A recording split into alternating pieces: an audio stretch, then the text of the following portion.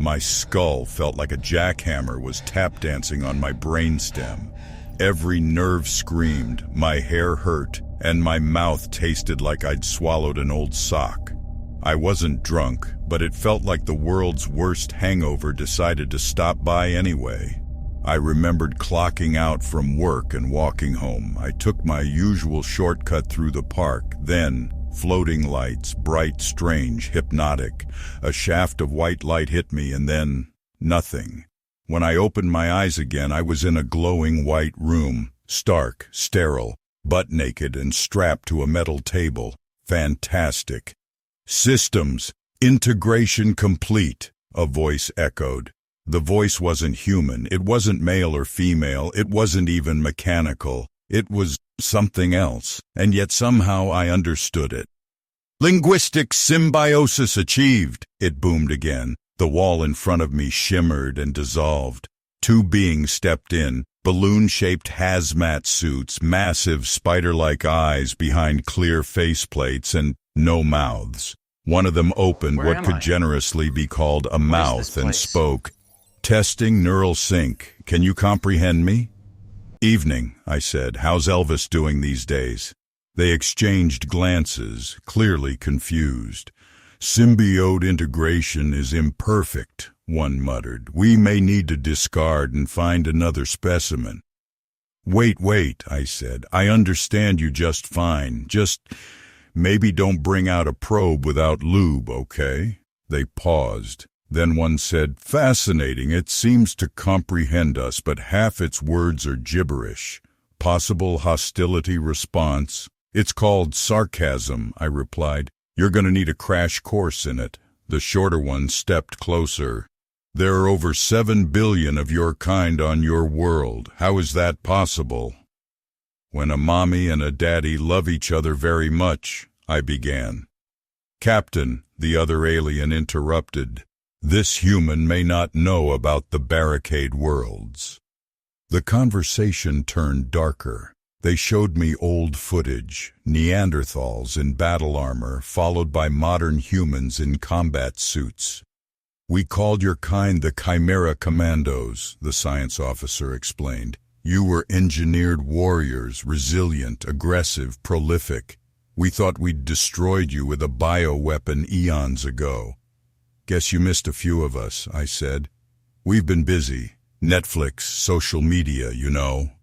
Their shock deepened. Apparently the fourth wave was coming, another galactic war sparked by the mysterious Chimera race. Then came the interrogation, demands to speak with our leader. "We don't really do one leader," I explained. "We have countries, governments. Some people follow influencers more than politicians." "Insanity," the captain muttered. "Your species is fractured. We prefer to call it diversity."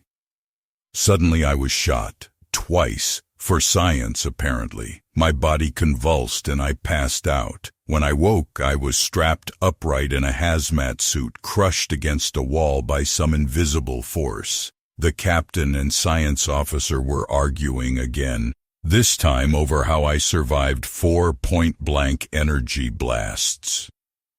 "Why are you afraid of me?" I asked. They flinched. They thought I was reading their minds. They didn't realize I was just reading their body language. "You should not exist," the captain whispered. "You are an anomaly." I grinned. "You're not the first to tell me that." Eventually they let me loose to relieve myself. Big mistake. I clotheslined the captain and bolted for the nearest door. Will I escape? Probably not. Will I go down sarcastic and swinging? You bet. I ran. Bare feet slapping against cold alien floors, hazmat suit flapping like a plastic cape. I ran harder than I'd ever run in my life. Alarms blared behind me. High-pitched alien howls followed. The ship shifted. Gravity tilted sideways. "Fantastic," I muttered. "They're flying a spaceship and chasing me at the same time. Multitasking psychos." I turned a corner and skidded to a halt. A window. Real glass or whatever passed for it here. I pressed my hand against it and stared out. Stars, dozens, maybe hundreds, twinkling in the void. I couldn't see Earth, maybe I never would again. The door behind me whooshed open. I spun around, fists up, but it wasn't the captain. It was another alien, smaller, older. No suit, no weapon. It raised all four thumbs in what I hoped was a universal gesture for calm down. You are resilient, it said, speak in perfect English this time. They fear you because you are not predictable, not engineered, not designed. Tell me something I don't know, I said, gasping. You're not just survivors, it said. You're a variable, a chaos factor, and the galaxy is about to become very chaotic. Great, so I'm not just a freak, I'm a wild card. Precisely.